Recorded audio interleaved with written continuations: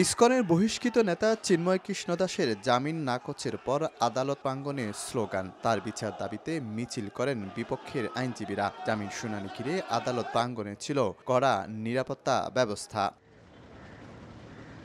চিন্ময়কে আদালতে তোলা না হলেও সকাল 10টার দিকে আসেন তার আইনজীবীরা। দীর্ঘক্ষণ শুনানি চলে মহানগর দায়রা জজ আদালতে। এ সময় আসামিপক্ষের আইনজীবী আবেদন করলে আদালত তা নামঞ্জুর করেন। রাষ্ট্রপক্ষ দালিলিকভাবে এবং আমাদের যে সেকশনগুলো রয়েছেন, যেহেতু এগুলো জামিন অযোগ্যতার অভিযোগ, সেহেতু বিজ্ঞ আদালত উভয়ের বক্তব্য শুনে এই মামলাটা নামঞ্জুর করেছেন। অনাকাঙ্ক্ষিত ঘটনা এড়াতে আদালতের আশেপাশে মোতায়েন করা হয় র্যাব, পুলিশ, বিজিবি ও সেনাবাহিনী সহ বিপুল সংখ্যক আইনশৃঙ্খলা রক্ষা বাহিনী। আদালতের ভেতরেও ছিল সতর্ক অবস্থা।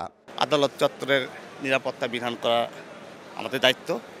আমরা চেষ্টা করেছি যথেষ্ট নিরাপত্তা ব্যবস্থা নিশ্চিত করার জন্য। গত 31 অক্টোবর রাষ্ট্রদ্রোহের মামলার পর 25 নভেম্বর ঢাকা থেকে সম্মিলিত জাগরণ জোটের মুখপাত্র চিন্ময় কৃষ্ণ দাসকে গ্রেফতার করে পুলিশ। 26 নভেম্বর চট্টগ্রামের আদালতে হাজির করা হলে তার অনুসারীদের সঙ্গে আইনশৃঙ্খলা বাহিনীর হট্টগোল ও সংঘর্ষ হয়। এ সময় আইনজীবী সাইফুল ইসলাম আলিফকে কুপিয়ে হত্যা করা হয়। পরে পরিবার ও পুলিশ 6টি মামলা করলে হত্যায় জড়িত থাকার অভিযোগে 40 জনকে গ্রেফতার করে পুলিশ।